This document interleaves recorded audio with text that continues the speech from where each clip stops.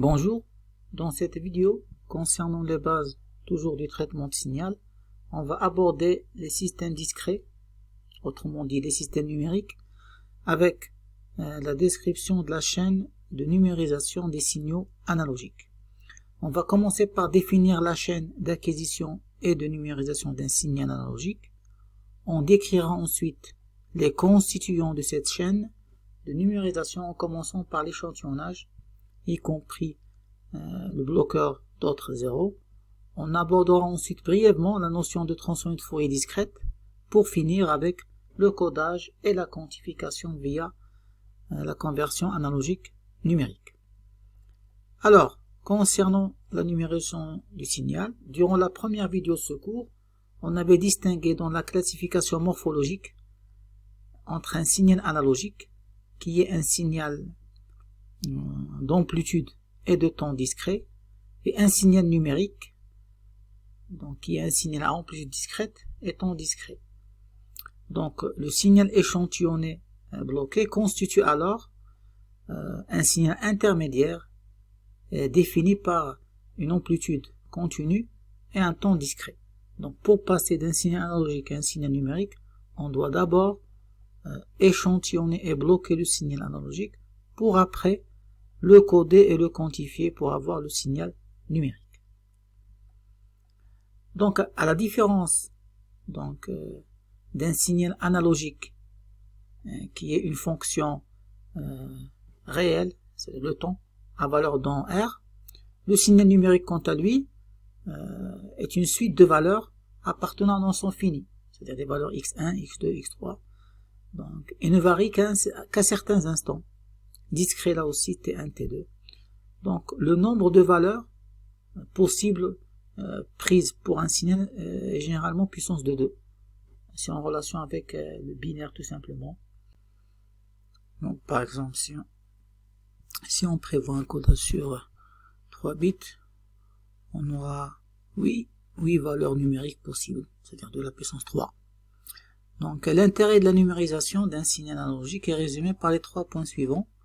Donc premièrement, le stockage des données, par exemple sur un disque dur d'un ordinateur ou une carte SD. Donc là, c'est nécessaire de numériser des signaux, que ce soit de la musique ou de la vidéo. Donc la deuxième utilité, c'est le traitement. Donc on a un traitement qui est flexible.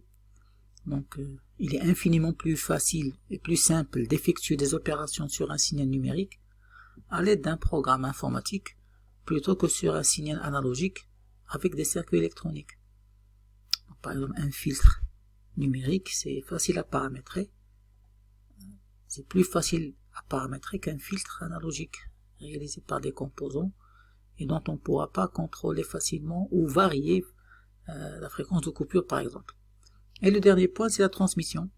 Donc là aussi, comme le signal numérisé varie par palier, donc il y a des paliers ici, il est moins sensible au bruit lors d'une transmission, car même en présence de perturbations aléatoires, il sera possible de distinguer les différents paliers en plus de la bande passante et d'autres points qu'on verra dans le cours de la transmission. Donc voilà pour la définition d'un signal numérique et l'intérêt de la numérisation des signaux. Maintenant, la structure. Donc, comment numériser un signal analogique? Donc voilà, cette figure résume la structure d'une chaîne d'acquisition et de numérisation du signal analogique. Donc elle est typique. On distingue à l'entrée un filtre passe-bas qui permet de limiter le spectre du signal d'entrée, c'est-à-dire le signal analogique d'entrée. On va limiter son spectre pour éviter le problème du repliement spectral qu'on expliquera plus loin dans la vidéo quand on va aborder l'échantillonnage. Donc vient ensuite, après ce filtrage, l'échantillonneur bloqueur qui permet de prélever et de bloquer un nombre défini d'échantillons à une période d'échantillonnage TE. Donc voilà, donc je prends le signal d'entrée et je vais l'échantillonner, c'est-à-dire je vais prendre des valeurs à un intervalle TE, c'est-à-dire à t égale à 0, je vais prendre un échantillon, celui-là. À t égale à TE, je vais prendre un autre échantillon. À t égale à 2 fois TE, je vais prendre un autre échantillon. Et à chaque fois que je prends un échantillon, je le bloque en attendant de prélever le prochain échantillon. C'est pour ça que j'appelle ça échantillonneur bloqueur.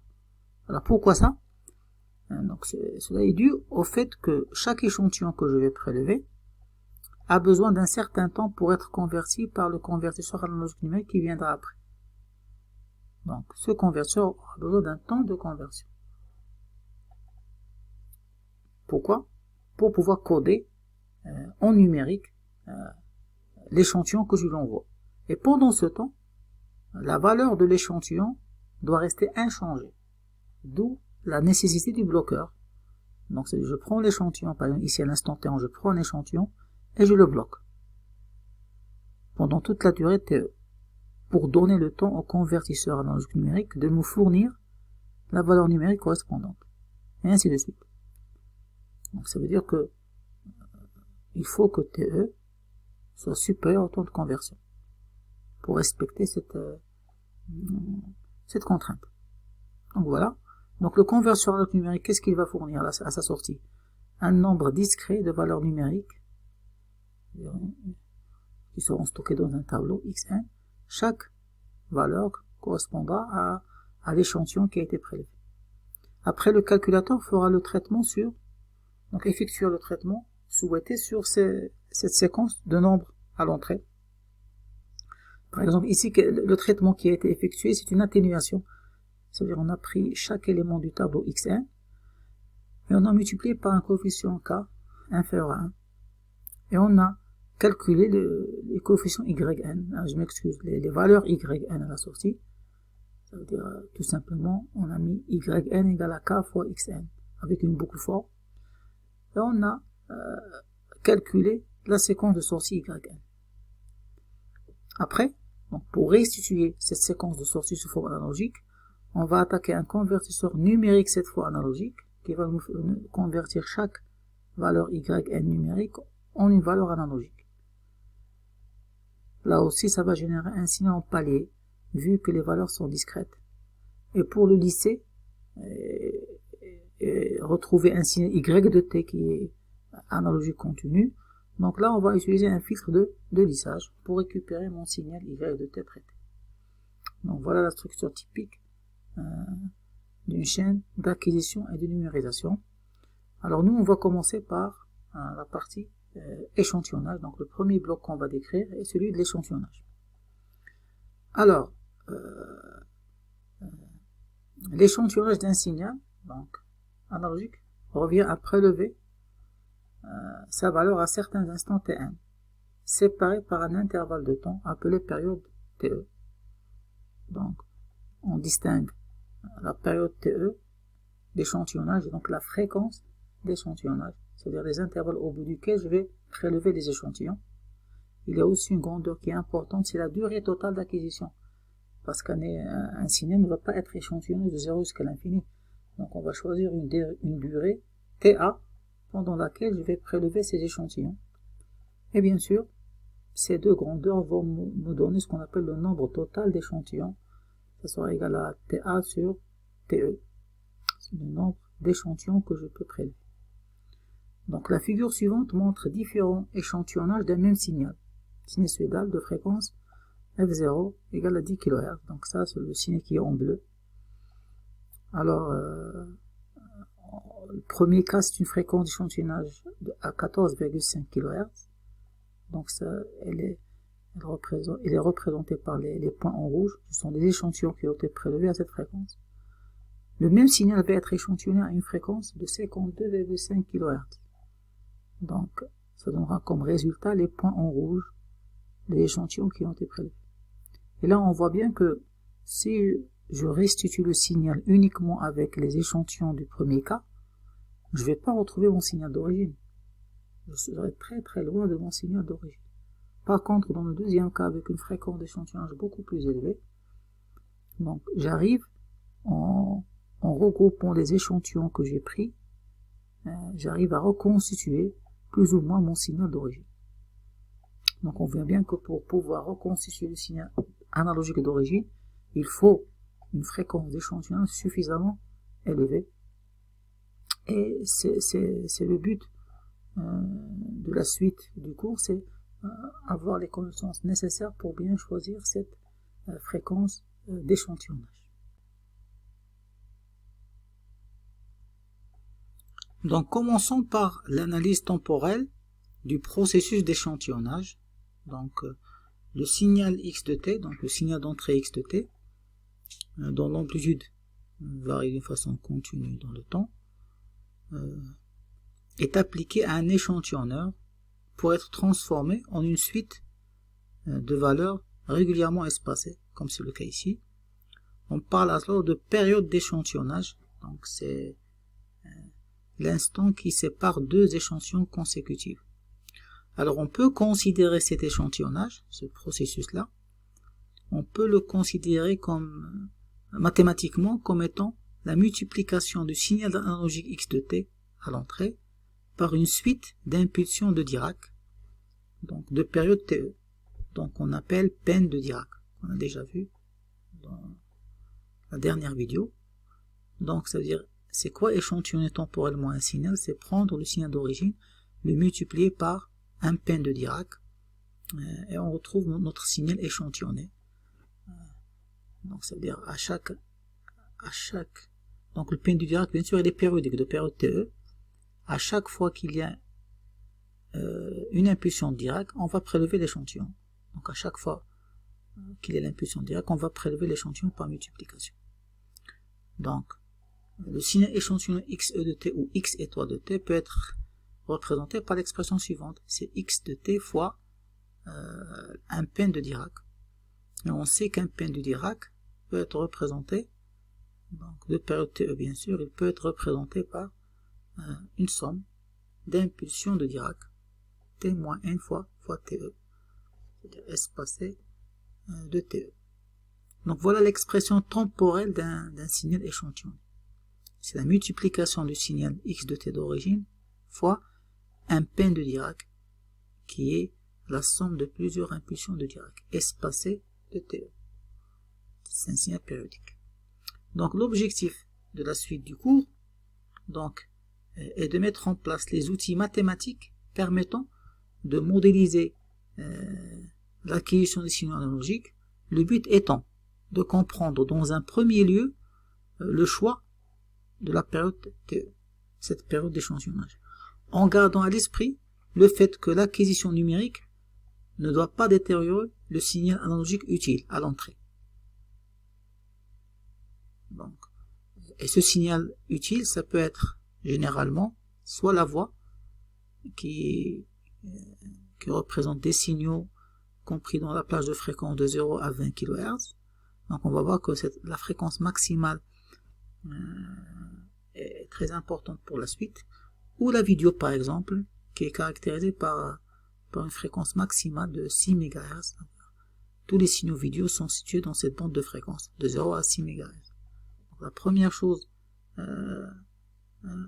ou le premier but, c'est choisir cette fréquence ou cette période d'échantillonnage en gardant à l'esprit le fait que l'acquisition numérique ne doit pas détériorer le signal utile d'origine, que ce soit la voix ou la vidéo. Deuxième point, c'est le choix du codage, c'est-à-dire le nombre de bits n qui permettront de coder numériquement les échantillons. Donc, pourquoi? Parce que ce choix-là va limiter l'espace nécessaire pour le stockage. Et pas uniquement ça, ça limite aussi le débit dans le cas de la transmission.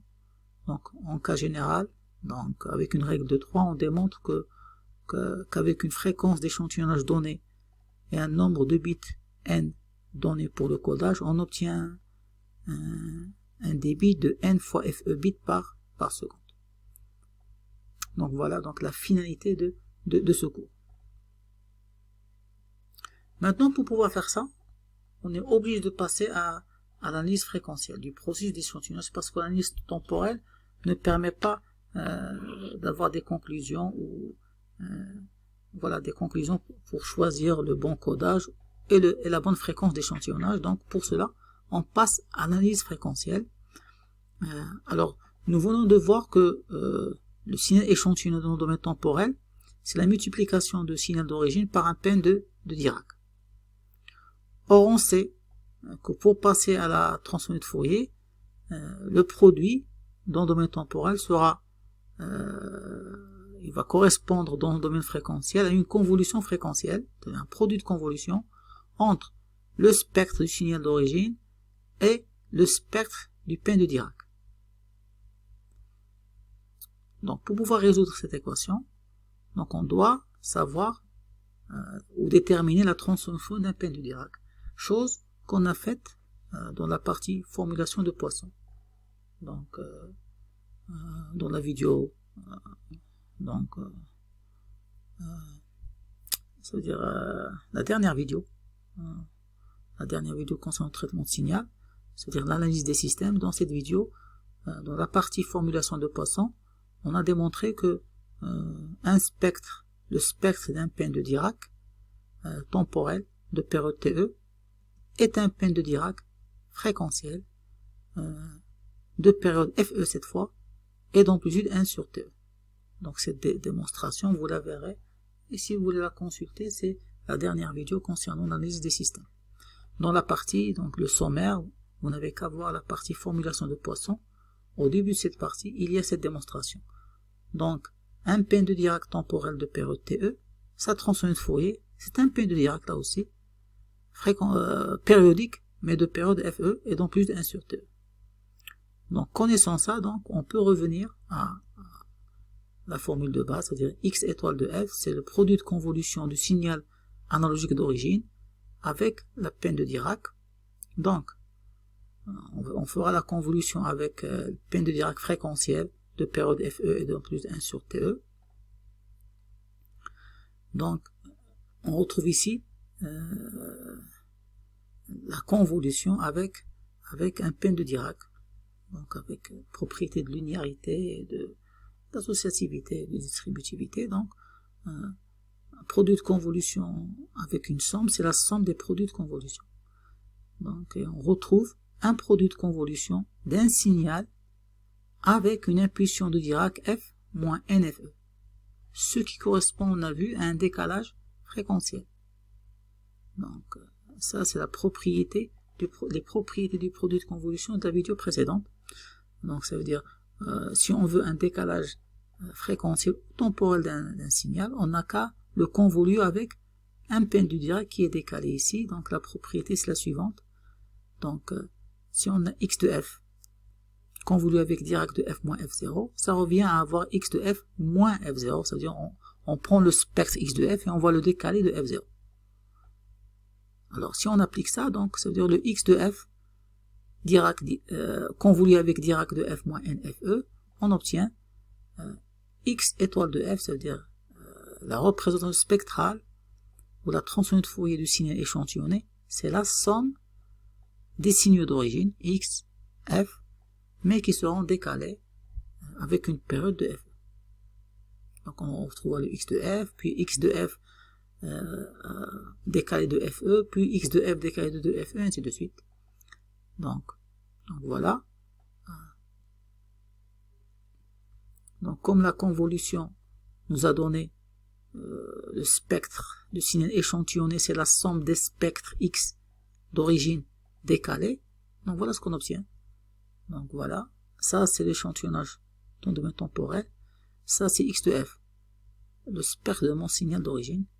Donc qu'est-ce que j'obtiens comme signal échantillonné? C'est la somme de plusieurs spectres d'origine qui seront décalés. C'est-à-dire il y aura des copies du spectre d'origine décalées à des fréquences multiples de FE, c'est-à-dire on retrouvera le spectre d'origine décalé à FE, puis décalé à 2 fois FE, décalé à 3 fois FE, ainsi de suite. Donc c'est un spectre infini. Et la même chose pour les fréquences négatives. Donc si on considère que le spectre d'origine il est compris entre 0 et f max, il a une fréquence maximale, donc le spectre échantillonné, donc on retrouvera le spectre d'origine avec, qui sera copié ou décalé à fréquence FE. C'est-à-dire on aura ici FE plus F max, FE moins F max, et ainsi de suite. À la fréquence de FE, on aura 2FE plus F max, 2FE moins F max. Donc jusqu'à, donc c'est une somme de moins l'infini à plus l'infini. Donc là, la représentation du spectre du signal échantillonné montre une redondance du spectre d'origine. Donc il y aura une redondance. Et là, il y a une notion qui apparaît très clairement ici, c'est que si je veux reconstituer ou restituer le signal d'origine, c'est possible. Il suffit d'effectuer un filtre passe-bas, comme ça. Donc le filtre passe-bas va éliminer le spectre supérieur à Fmax et va conserver le spectre d'origine, mais à une condition. Donc la seule condition, c'est que ici le Fe moins Fmax doit être supérieur à Fmax. Donc je résume. Donc l'analyse fréquentielle d'échantillonnage a montré que le spectre du signal échantillonné, donc c'est quoi? Donc c'est le spectre d'origine, le signal d'origine, qui sera répété en tous les multiples de la fréquence d'échantillonnage. Donc à chaque multiple de la fréquence d'échantillonnage, je vais répéter le spectre du signal d'origine. À chaque fréquence multiple de la fréquence d'échantillonnage. Je vais le répéter à FE, à 2FE, à 3FE, ainsi de suite. Premier point. Deuxième point. Vu cette représentation spectrale, on remarque que si on veut restituer le signal d'origine, il faut que la fréquence Fe moins Fmax de la première redondance de mon spectre d'origine, cette Fe moins Fmax, doit être obligatoirement supérieure à Fmax. Et là, on va introduire le théorème de Shannon. Donc là, les résultats fournis par l'analyse spectrale d'un signal échantillonné montrent qu'il se peut qu'il y ait un problème de recouvrement spectral. D'accord? Donc il peut avoir lieu si bien sûr la condition qu'on vient de voir n'est pas respectée. C'est-à-dire Fe moins Fmax ici, remarquez, elle est inférieure à Fmax. Elle n'est pas supérieure. Donc il est situé à une valeur inférieure à Fmax. Alors là, donc on voit qu'il y a un repliement spectral et il n'est plus possible de retrouver le signal d'origine.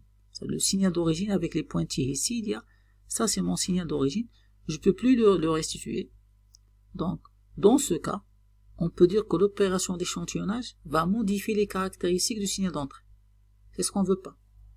Donc, on ne veut pas que l'échantillonnage modifie les caractéristiques du signal d'entrée. C'est pour ça que en 1948, donc ça c'est le problème de recouvrement spectral, donc en 1948, Shannon a montré que pour éviter ce problème, tout simplement, il faut que Fe moins Fmax soit supérieur à Fmax, ce qui implique que Fe doit être supérieur à 2 fois Fmax.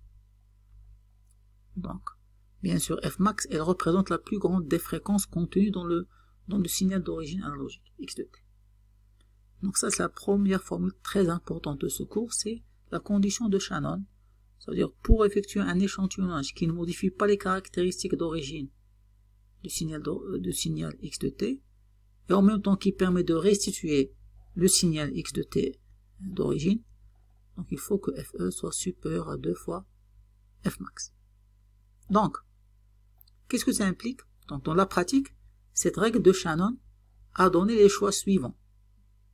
Par exemple, dans la téléphonie, maintenant téléphonie numérique, les fréquences vocales sont limitées à la bande de 300 Hz et 3,4 kHz. Ce qui veut dire que la fréquence maximale du signal analogique que je vais numériser, c'est 3,4 MHz. Donc le choix a été fait, normalisé dans la téléphonie numérique, d'utiliser une fréquence d'échantillonnage de 8 kHz. Donc qui est supérieure au double de 3,4, c'est-à-dire 6,8. Donc c'est la fréquence normalisée. À cette fréquence-là, si chaque échantillon est codé sur 8 bits, donc le débit comme on a vu, c'est Fe fois n, ça veut dire 8 fois 8000, ça donnera 64 kilobits par seconde pour un signal de téléphonie mobile, de téléphonie numérique. Maintenant, pour l'audio et surtout la musique cette fois, parce qu'il y a une différence entre la voix et la musique, parce que la musique ça inclut les instruments et tout ça. Donc la musique, elle, nécessite une bande de fréquence de 20 à 20 kHz, ce qui veut dire une fréquence maximale de 20 kHz. Si j'applique Shannon, il faut que Fe soit supérieur au double de 20 kHz. Donc la fréquence normalisée utilisée pour la création des CD audio et tout ça, c'est 44,1 kHz. Ce qui donne pour chaque échantillon voix stéréo, ça veut dire il y aura deux canaux, codés sur 16 bits, on aura un débit, logiquement on a dit, c'est n fois FE, que je multiplie par 2, donc, vu qu'on a une transmission stéréo, c'est-à-dire deux canaux, ça donnera 1,41 mégabits par seconde. La dernière chose pratique, c'est le signal vidéo. Donc la télévision numérique, la TNT, nécessite une bande jusqu'à, on a vu, la signal vidéo c'est 6 MHz. Donc le choix a été fait d'utiliser une fréquence d'échantillonnage de 13,5 MHz. Donc ça, ce sont des choix, les trois choix pratiques qui ont été adoptés en se basant sur le théorème de Shannon. Donc ils ont été adoptés, ces choix, ils ont été adoptés concernant l'échantillonnage. Maintenant, on revient, vous vous rappelez, dans la chaîne d'acquisition, on a dit que avant l'échantillonnage, il y avait le filtre anti-repliement. Et là, on commence à comprendre. Parce que ce filtre anti-repliement, donc ça permettra de limiter la bande de fréquence de mon signal d'entrée. C'est-à-dire, le signal d'entrée, il doit être obligatoirement limité, son spectre doit être obligatoirement limité à une fréquence Fmax, pour éviter ce repliement spectral. Donc, par exemple, on va voir un signal audio, mais si je prends un spectre dans le cas réel, on a vu que ce soit les séries de Fourier ou les transformés de Fourier, on a un spectre qui est réellement qui tend vers l'infini. Donc on ne peut pas transmettre un spectre qui va tendre vers l'infini, ou un spectre bruité, parce qu'il y aura toujours repliement spectral. C'est pour ça que je vais essayer d'utiliser un filtre anti-repliement pour limiter sa bande passante. Donc voilà. Donc par exemple, on va prendre dans le cas de l'audio un microphone. Donc il va fournir un signal électrique, voilà, qui est composé de la musique. Donc c'est le spectre en noir, situé dans la bande 20 Hz, 20 kHz. Il y aura le bruit électrique à densité spectrale constante ici, un petit bruit électrique de 0 à 40 kHz, et un signal parasite ici à 35 kHz. Donc l'ingénieur de son a choisi la fréquence d'échantillonnage normalisée, donc c'est 44,1 MHz, ou kHz, je m'excuse. Donc il a respecté la règle de Shannon pour la musique. Mais là, pas pour le bruit, parce que le bruit il est situé à une fréquence de 35 kHz. Ni pour les signaux parasites qui vont atteindre les 40 kHz, et dont il n'a pas idée lui. Pour lui, le signal utile est limité à 20 kHz. Donc quand on fera cet échantillonnage, ça veut dire il y aura, on a dit, il y aura une redondance du spectre d'origine. Cette redondance sera centrée autour de FE, autour de 2FE, ainsi de suite. Je me concentre sur la première redondance. Donc on prend ce signal, tout ce signal, et on va le mettre on va l'ajouter FE plus les fréquences, puis FE moins les différentes fréquences du signal d'entrée. Donc FE plus les fréquences du signal d'entrée, donc ça ne cause pas de problème. Mais la partie FE moins les fréquences du signal d'entrée, là ça posera problème. Par exemple ici FE moins Fmax du signal d'origine, ça donnera 44 moins 20, ça donnera 24, ça sera situé ici. Il s'arrête ici. Maintenant, si je recopie le spectre du parasite électrique, du bruit électrique. Donc il est situé entre 0 et 40, donc j'aurai FE moins 40, ça va atteindre 4,1 kHz, donc ici, ce qui est en vert. Et surtout ce qui va créer problème, c'est cette raie là, donc FE moins 35, donc 5, donc il y aura un signal parasite, donc ce signal parasite, il est apparu par repliement spectral, parce qu'on aura le FE moins les différentes fréquences. Donc en conclusion, on constate l'apparition dans la bande audio utile, ça c'est la bande audio utile de mon signal. Il y aura un signal parasite, celui-là, qui s'est replié à 9,1 kHz, qui se trouve dans la bande audio utile. Et il y aura une augmentation du bruit électrique, provenant du bruit au-delà de 20 kHz, cette partie-là, qui s'est repliée. Alors, pour éviter ce problème, surtout pour éviter le problème de ce repliement de ce bruit, que ce soit le bruit de l'arrêt parasite ou du bruit électrique. Donc il faut s'assurer que le spectre de signal analogique soit vraiment limité à la fréquence Fmax qui est égal à FE sur 2. Donc on a ici FE, c'est 44,1. Donc qu'est-ce qu'on va faire? On va ajouter ici un filtre anti-repliement. Sa fréquence maximale, donc la fréquence de coupure, doit être supérieure ou égale à 2 fois Fmax. Donc Fmax c'est FE sur 2. D'accord? Donc on va choisir une fréquence de coupure à FE sur 2. On a 44,1. Ça veut dire FE sur 2, c'est donc 22. Voilà, la fréquence de coupure soit au niveau de 22 kHz. Et ce filtre anti-repliement va limiter le spectre à 22 kHz. C'est-à-dire, avant d'échantillonner, toute cette partie sera éliminée par le filtre anti-repliement. Et on évitera ici leur présence automatiquement. On va éliminer leur présence après l'échantillonnage. Donc on voit bien que son rôle est primordial. Donc, parce que vu que les signaux analogiques réels ont des spectres infinis ou bruités, ce filtre anti-repliement va nous garantir un échantillonnage qui permettra de restituer le signal d'origine. Donc maintenant, on va attaquer la deuxième partie de cet échantillonnage, c'est le bloqueur. Parce qu'on a vu que d'un autre côté, au niveau du conversion analogique numérique, le résultat de la conversion analogique numérique peut être complètement faussé. C'est-à-dire, cette valeur peut être complètement faussée si la tension analogique d'entrée change pendant la conversion. Donc pendant la conversion, il faut que l'échantillon que j'envoie au converteur doit rester inchangé, constant. Donc pour maintenir cet échantillon constant, donc il est nécessaire d'utiliser un échantillonneur et un bloqueur. Donc un échantillon et un bloqueur, ça veut dire une fois les signaux échantillonnés, chaque échantillon va être bloqué. Voilà, chaque échantillon va être bloqué avant d'être converti. Comme ça, il restera inchangé pendant le temps de conversion. Donc on a vu au début de la vidéo que pour que l'acquisition soit possible, il faut que le temps de conversion TC soit inférieur au temps d'échantillonnage. Ou l'inverse, parce que nous, on choisit la fréquence d'échantillonnage, donc il faut choisir une période d'échantillonnage supérieure à la période de conversion. En conclusion, on peut dire que pour bien choisir la fréquence d'échantillonnage FE, il faut qu'elle soit, comme a dit Shannon, supérieure à 2 fois Fmax. Cette condition, c'est pour pouvoir restituer le signal d'origine sans problème. Et il faut qu'elle soit inférieure à la fréquence de conversion pour ne pas fausser la conversion analogique numérique.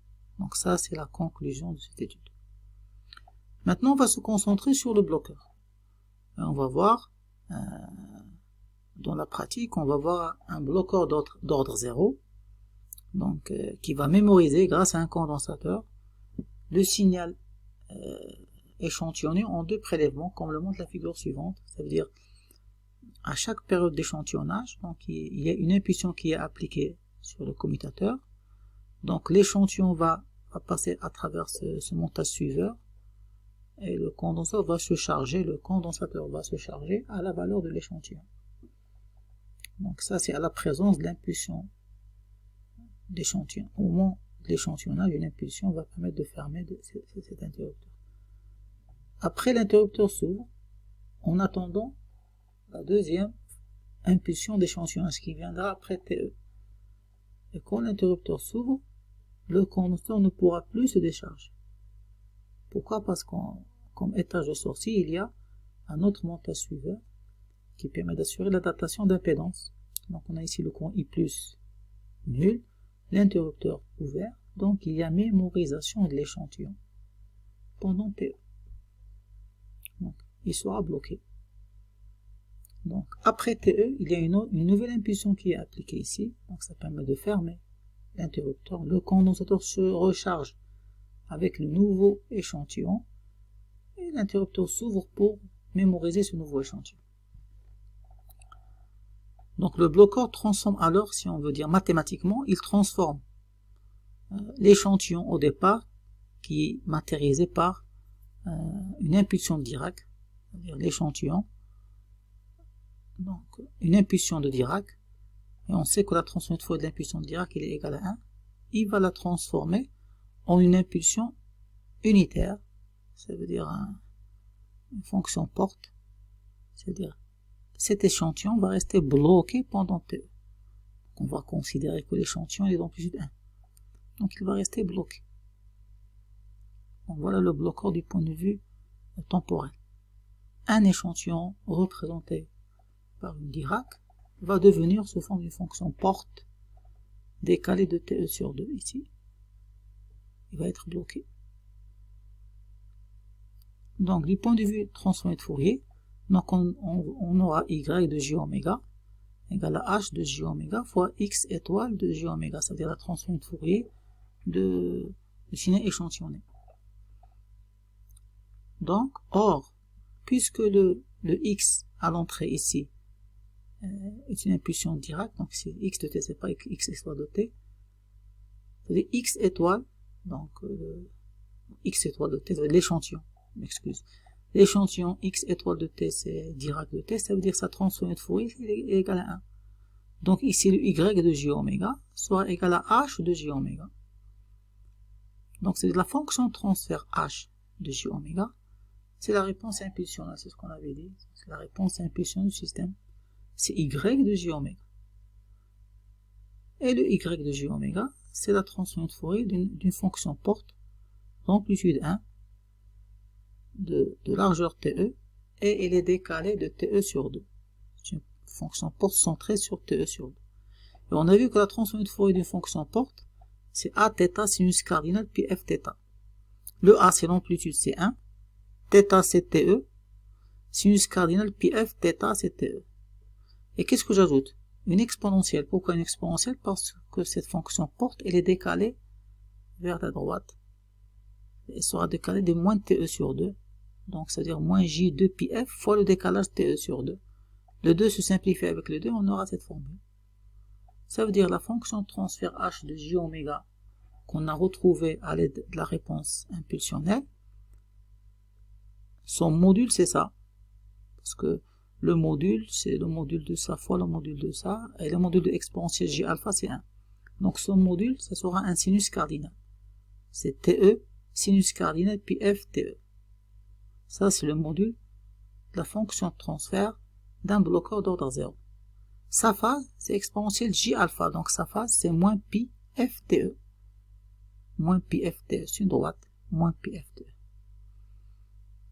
Ça veut dire que l'échantillon bloqueur, il va introduire ici une atténuation dans les grandes fréquences. Plus la fréquence f augmente, plus elle va être atténuée. Il va aussi introduire un déphasage. Donc, la représentation spectrale du signal échantillonné bloqué, ça veut dire, ça, c'est le spectre du signal échantillonné, x étoile, que j'ai multiplié par la fonction de transfert du bloqueur, qu'on a dit un sinus cardinal. Donc voilà ce qu'on obtient à la sortie de l'échantillon bloqueur. Mon signal d'origine, échantillonné bien sûr, on a vu il va être dupliqué spectralement à chaque fréquence FE. Mais remarquez qu'est-ce qui se passe. À partir de FE, il y aura une atténuation de toutes les composantes qui sont supérieures à F max. Ils vont être atténués. Cette composante et cette composante. Et les autres qui vont venir après. Pourquoi? Parce que le sinus cardinal, ici, va les atténuer. Voilà. Donc, alors ce blocage-là, il va présenter un avantage certain. Pourquoi? Parce qu'il va faciliter le filtrage de sortie. Donc, pour reconstituer le signal d'origine, c'est plus facile de filtrer ce signal et d'éliminer ces fréquences spectrales qui ont été atténuées. C'est plus facile de les éliminer avec un filtre passe-bas pour retrouver le signal d'origine.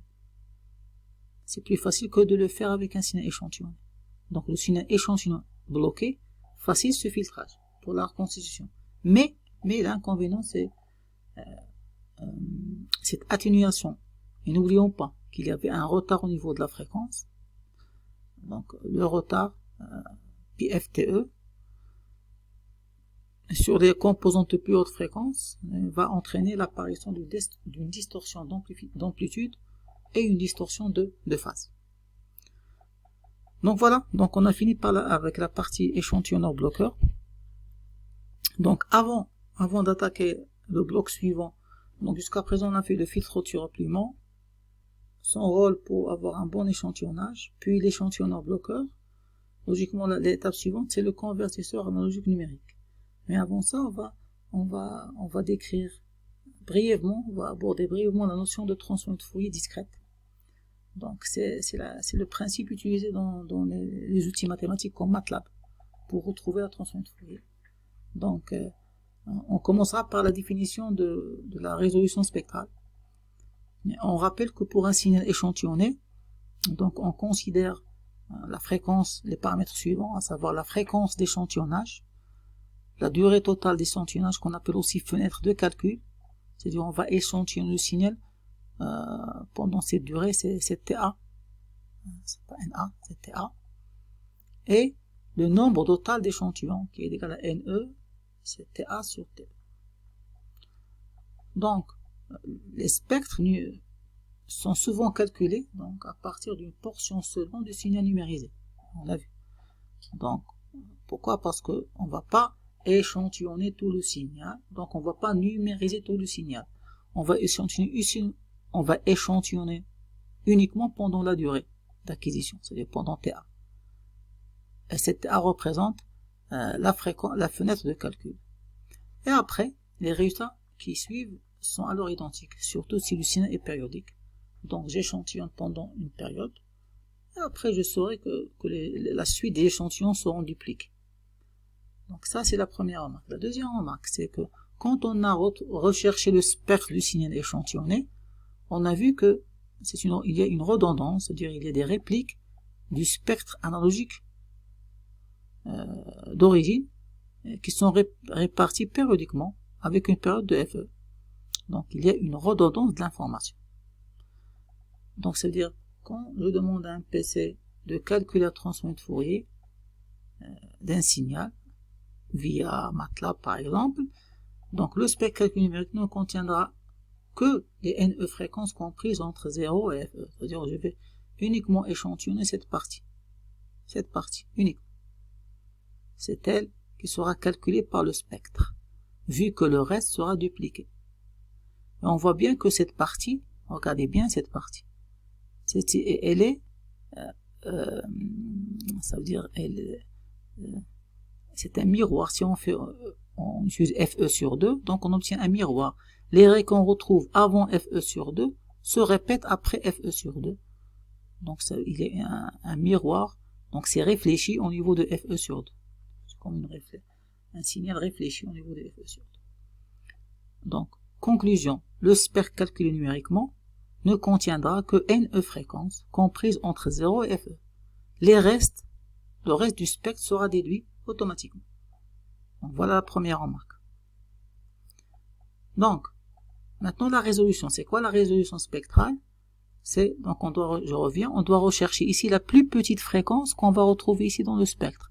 Parce qu'on ne va pas avoir un spectre continu, mais un spectre discret, mais avec le plus de raies possible. Donc maintenant, comment rechercher la plus petite fréquence qu'on va calculer? C'est-à-dire la première raie qu'on va calculer ici dans le spectre, c'est la résolution spectrale. Donc, c'est-à-dire l'écart entre deux fréquences consécutives, le delta F. Donc, contenu dans le spectre, il est gouverné par la période ou la durée d'acquisition. Donc, on a delta F, c'est-à-dire la résolution, c'est-à-dire l'écart entre deux fréquences. Donc, voilà. Pour rappel, donc ici, on aura plusieurs fréquences ici entre 0 et FE sur 2. L'écart entre ces raies-là, le delta F, la résolution, c'est 1 sur TA. Donc, pour obtenir un spectre riche et précis, TA doit être, c'est-à-dire la durée d'acquisition doit être longue. Donc l'acquisition doit être longue et contenir un grand nombre d'échantillons. Donc il faut augmenter la durée d'acquisition et augmenter avec ça le nombre d'échantillons. On aura un spectre qui est précis, c'est-à-dire avec un maximum de raies. Considérons un exemple pour bien comprendre. Donc on va considérer un signal échantillonné à 100 kHz. Et on va l'échantillonner pendant 500 microsecondes. Donc là on a TA, c'est 500 microsecondes. Et FE, c'est 100 kHz. Première question, combien d'échantillons auront été enregistrés? Donc c'est très simple. On sait que NE, c'est TA sur TE, pour avoir le nombre d'échantillons. C'est la durée d'échantillonnage sur la période d'échantillonnage. Donc la période d'échantillonnage est de 1 10-5 secondes. Et donc NE sera égal à TA sur TE. On aura donc 50 échantillons. Pendant TA, on aura 50 échantillons.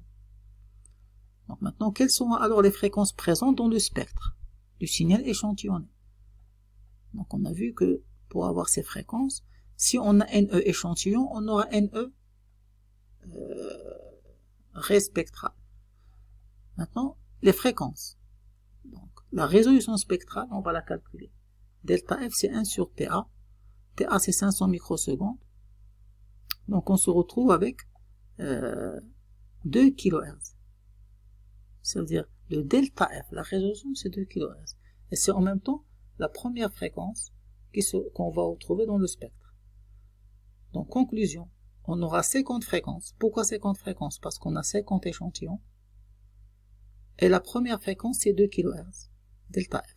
Donc on aura la première fréquence, la composante continue 0, puis la première fréquence à 2 kHz, la prochaine à 4 kHz, vu qu'on a la résolution C2, puis 6, puis 8, puis 10 jusqu'à 100 kHz. Donc il y aura 50 fréquences dans ce spectre. Donc c'est-à-dire le nombre d'échantillons sera égal au nombre de fréquences qu'on retrouve dans ce spectre. Et la résolution spectrale, ça veut dire l'écart entre deux fréquences, c'est delta F, c'est 1 sur TA. Donc c'est-à-dire on peut le définir aussi comme la plus petite fréquence enregistrée dans le spectre. Donc la résolution spectrale ici c'était de 2 kHz et c'était en même temps la plus petite fréquence qui sera enregistrée dans le spectre. Donc l'échantillon se fait donc à une fréquence FE et on va prendre n échantillons durant un temps TA. Donc TA sera égal à n fois TE. Ces n échantillons seront x0, c'est-à-dire à l'instant 0, x1 à l'instant t2, x2 à l'instant 2 fois te et xn à l'instant n fois te. Voilà les n échantillons qu'on va échantillonner. Donc à partir de ces n échantillons, on va retrouver n fréquences. À partir de ces n échantillons, la transformée de Fourier discrète permet de calculer n points du spectre, c'est-à-dire n fréquences dans le spectre, définie par leur abscisse, ça veut dire les différentes fréquences CK FE sur n. C'est la première fréquence. Elle sera pour K égale à 0, composante continue. La deuxième fréquence pour K égale à 1. C'est-à-dire c'est FE sur n. Ça correspond à la résolution spectrale. Ça c'est la première fréquence et ainsi de suite. Ça ce sont les fréquences des différentes raies du spectre. Maintenant leur ordonnée, c'est-à-dire l'amplitude de chaque raie sera donnée par 1 sur n. C'est proche de la transformée de Fourier complexe. Donc c'est 1 sur n, la somme de n égale à 0 jusqu'à n-1 de l'échantillon xn, c'est-à-dire x0, x1, x2 fois exponentielle moins j de pi n k sur n. On peut bien sûr remplacer exponentielle j alpha par cosinus alpha moins j sinus alpha. Donc qu'est-ce que ça donnera? Ça donnera un spectre comme ça.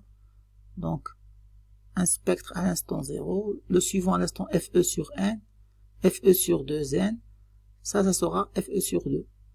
Et là ça sera FE. Et le spectre sera symétrique par rapport à FE sur 2, comme on a vu avant. Obligatoirement. Donc je rappelle la forme. Obligatoirement, le spectre qui sera calculé, voilà. On va calculer le spectre de 0 à FE. et ce spectre-là sera symétrique par rapport à FE sur 2. C'est obligatoire. Donc, alors, on va voir un exemple chiffré. Donc, l'exemple qu'on va voir, c'est celui, voilà. Donc, qu'est-ce qu'on a ici? 10 échantillons. Donc, X0 et X9 d'un signal qui a été échantillonné à une fréquence de 1 kHz. Donc, ça veut dire, quand on va rechercher sa transformation de Fourier discrète, les abscisses seront à les fréquences K, FE sur N, et leur amplitude c'est 1 sur N, la somme de Xn. Donc, j'ai repris l'expression de la transformation de Fourier discrète. Donc, voilà FE sur 2. Donc, ça veut dire la première sera à la fréquence à K égale à 0. Donc, le premier calcul, c'est pour K égale à 0. Donc, la fréquence, ça sera 0. Maintenant, l'amplitude, S0, c'est 1 sur 10. Logiquement, si je remplace, c'est 1 sur 10 fois la somme. Puisqu'on a K égale à 0, cette exponentielle sera toujours égale à 1. Donc, ce sera la somme de 0 jusqu'à n-1 des xn. C'est-à-dire x0 pour n égale à 0, x1 jusqu'à x9. Et là, c'est la moyenne, tout simplement. Quand on fait la somme des échantillons et on divise sur le nombre d'échantillons, on obtient la valeur moyenne. Donc ça, c'est pour la première raie. À l'instant 0, on obtient la valeur moyenne des échantillons. Maintenant, pour la deuxième raie, par exemple, la raie, deuxième raie. Comment j'ai retrouvé sa fréquence? J'ai remplacé ici K par 1. Donc j'obtiens FE sur N. 10, N c'est 10, c'est FE sur 10, c'est 1 sur 10, ça sera 100 Hz. Et ça, c'est la résolution spectrale. C'est-à-dire, la prochaine raie sera à 200 Hz, la suivante à 300 Hz, et ainsi de suite, jusqu'à arriver à 500 Hz. D'accord, donc pour calculer l'amplitude S1, je m'excuse, c'est pas S0, c'est S1, c'est-à-dire cette amplitude, j'applique cette formule. C'est 1 sur 10. Cette fois, à quoi d'égale K? K, c'est 1 sur, c'est 1.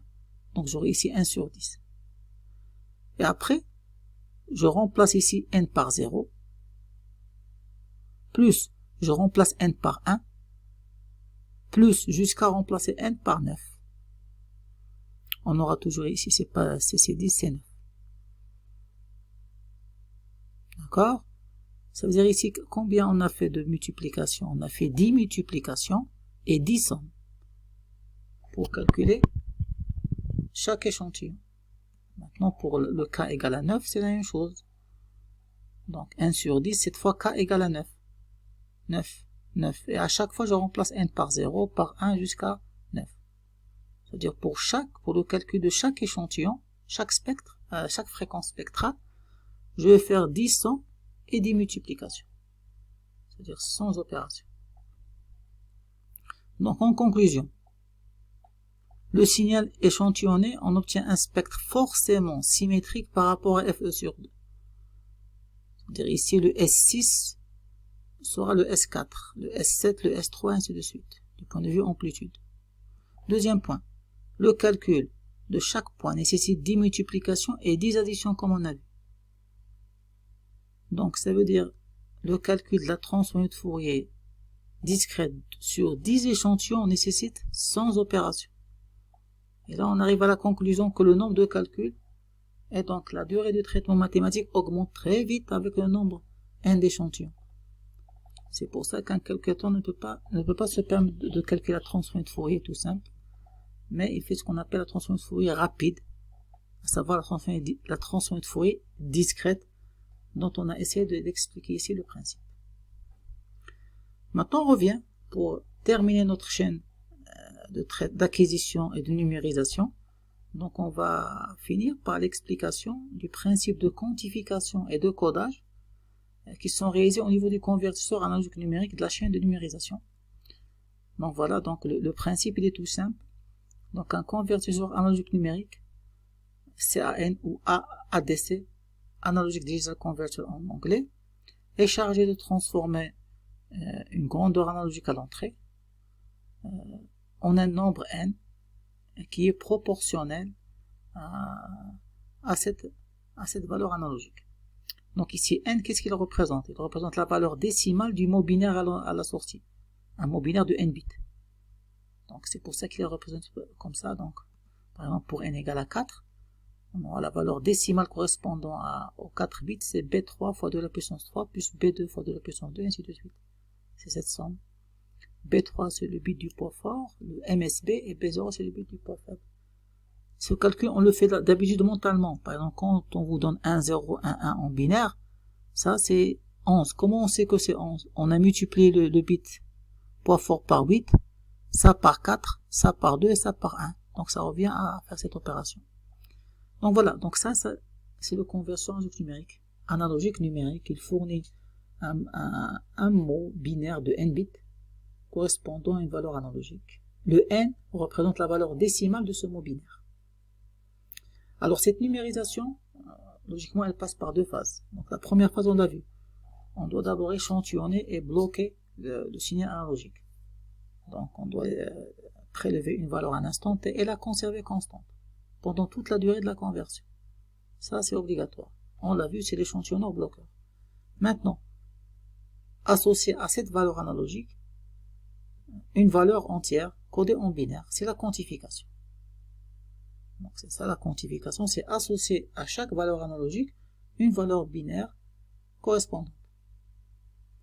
Alors, dans ce cours, on va voir uniquement la quantification linéaire. Donc, on va expliquer c'est quoi. Donc la quantification, comme on a vu généralement, elle permet de traduire une valeur analogique en une valeur numérique. Maintenant, on définit ce qu'on appelle le pas de quantification. La précision du convertisseur analogique numérique. Donc ça dépend du nombre de bits. C'est-à-dire si on a un convertisseur analogique numérique n bits, le nombre d'états possibles en sortie sera 2 à la puissance n. 0 à 2 à la puissance n moins 1. On a un convertisseur analogique, par exemple, 4 bits. Le nombre d'états possibles, ça sera 16, de la puissance 4. De 0 à 15. C'est normal, vu qu'avec 4 bits, le maximum que je peux coder, c'est 1, 1, 1, 1 en binaire, c'est-à-dire 15. Et là, je définis ce qu'on appelle le pas. Le pas de quantification, ça veut dire c'est le LSB, ce sera égal à VPE sur 2 à la puissance n. Alors, c'est quoi VPE? Ça, c'est une caractéristique du convertisseur, c'est la plage de variation acceptable de la tension d'entrée. C'est la tension, c'est-à-dire la valeur maximale que peut prendre la tension d'entrée. On l'appelle V pleine échelle, PE, ou full scale. Donc, pour bien comprendre tous ces principes-là, on va prendre un exemple. Donc, on va considérer un convertisseur analogique numérique avec une tension pleine échelle, c'est-à-dire une tension d'entrée maximale de 5 volts, et un codage sur 3 bits, c'est-à-dire le nombre de bits du mot binaire à la sortie, c'est 3 bits. Donc ça veut dire, premier principe, c'est le pas de quantification. Donc ça veut dire que avec 3 bits, le nombre d'états possibles, c'est 2 à la puissance 3. Ça veut dire 8 états possibles. Donc ça veut dire que je vais diviser cette plage en 8, voilà, en 8 zones identiques. Ça veut dire de même amplitude. Je parle de quantification linéaire, ça veut dire les 8 plages sont identiques. Donc la plage pleine échelle va être divisée en 8 plages avec un pas de Q égale à VPE sur 2 à la puissance n, ça veut dire VPE sur 8. Ça veut dire la première plage de tension sera située entre 0 et VPE sur 8. La deuxième, ça sera 2 fois Q, et ainsi de suite. C'est pour ça qu'on appelle le Q, on l'appelle le pas de quantification ou la précision. Ça veut dire la première plage de tension sera comprise entre 0 et Q, la deuxième entre Q et 2Q, et ainsi de suite. Donc si je convertis ça en tension, on aura ça. VPE sur 8, c'est 0,625. Ça veut dire, si on a une tension d'entrée comprise entre 0 et 0,625, elle sera codée avec un mot binaire de 0. En binaire, c'est 0, 0, 0, vu que c'est sur 3 bits. Ça veut dire 0,3 volts, elle sera codée en 0 binaire. 0,4, 0 binaire. Toutes les tensions comprises entre 0 et 0,625 auront comme valeur binaire 0. Maintenant, toutes les tensions comprises entre 0,625 et 1,25 seront codées avec un mot binaire de 1, c'est-à-dire 0, 0, 1 en binaire, et ainsi de suite.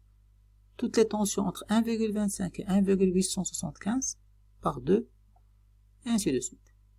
C'est-à-dire, par exemple, si j'ai à la sortie une tension de 3,4, donc je regarde 3,4, c'est compris entre 3,125 et 3,75, donc le convertisseur va lui donner une valeur numérique de 5. En binaire, c'est 1, 0, 1. Donc, et là, on voit bien que c'est pas si précis que ça. Ça veut dire 1,3, 1,4, 1,5. Toutes les tensions entre 1,25 et 1,875 sont encodées avec le même mot binaire. Ça manque de précision. Donc, pour augmenter la précision, il faut que le pas soit le plus faible possible. Or, pour avoir un pas qui est le plus faible possible, il faut augmenter le nombre de bits. Et c'est ce qu'on va voir. Donc là, ça en résumé. Donc pour un convertisseur analogique numérique, le plein échelle sera divisé en 2 à la puissance n plages. Par exemple, ici, dans le cas de 3 bits, on aura 8 plages.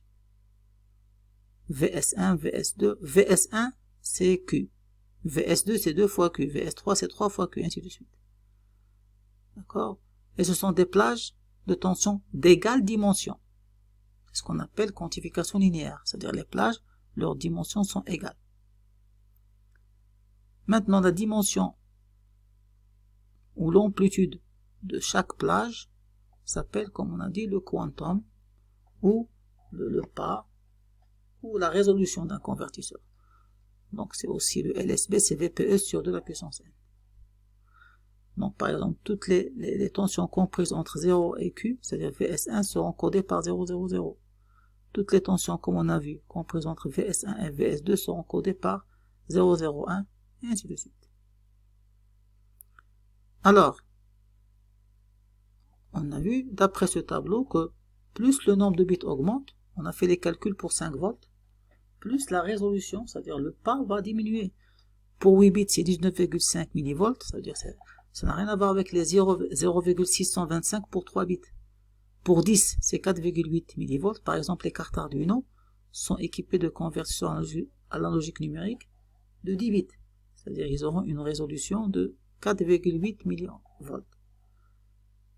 Donc ça veut dire chaque plage sera de 4,8 millivolts.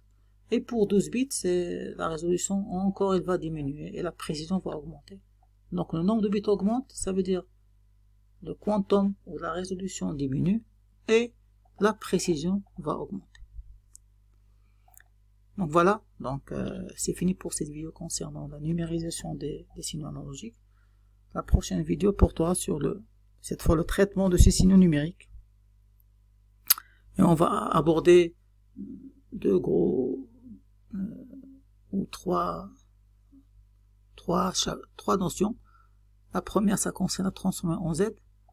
Après, on va voir la représentation d'un système numérique, ainsi que sa stabilité. Et on va appliquer ça avec les filtres numériques.